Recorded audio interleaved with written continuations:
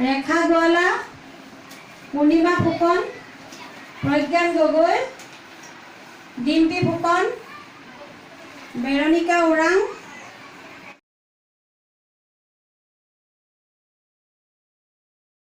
প্ৰধান সেৱকত মুঠ 15টা ভোট পাবলৈ সক্ষম হৈছে 20টাৰ ভিতৰত।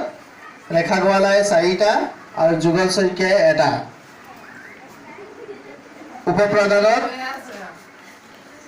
কৃষ্ণ বৰাই 11টা ভোট লাভ কৰিছে 20টাৰ ভিতৰত আৰু পূৰ্ণিমা ফুকনে 9টা ভোট লাভ কৰিছে। আকাশ শ্যাম আৰু প্ৰজ্ঞান গগৈৰ মাজত আকাশ শ্যামে 2টা ভোট আৰু প্ৰজ্ঞান গগৈয়ে 18টা ভোট লাভ কৰিছে।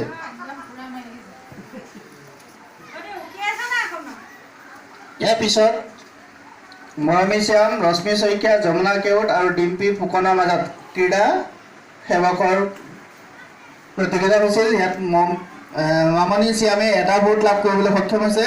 ৰশ্মি শইকীয়াই 1টাও ভোট লাভ কৰা নাই। যমুনা কেওটে 1টা ভোট আৰু ডিম্পী ফুকনে ইতিমধ্যে 18টা ভোট লাভ কৰিবলৈ সক্ষম হৈছে।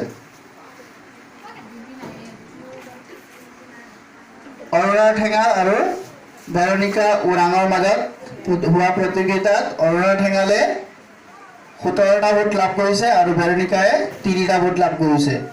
মম্পী শইকীয়া আৰু পিংকী নেওগৰ মাজত হোৱা প্ৰতিযোগিতাত মম্পী শইকীয়াই 3টা ভোট লাভ কৰিছে আৰু পিংকী নেওগে মুঠ 17টা ভোট লাভ কৰিছে 20টাৰ ভিতৰত।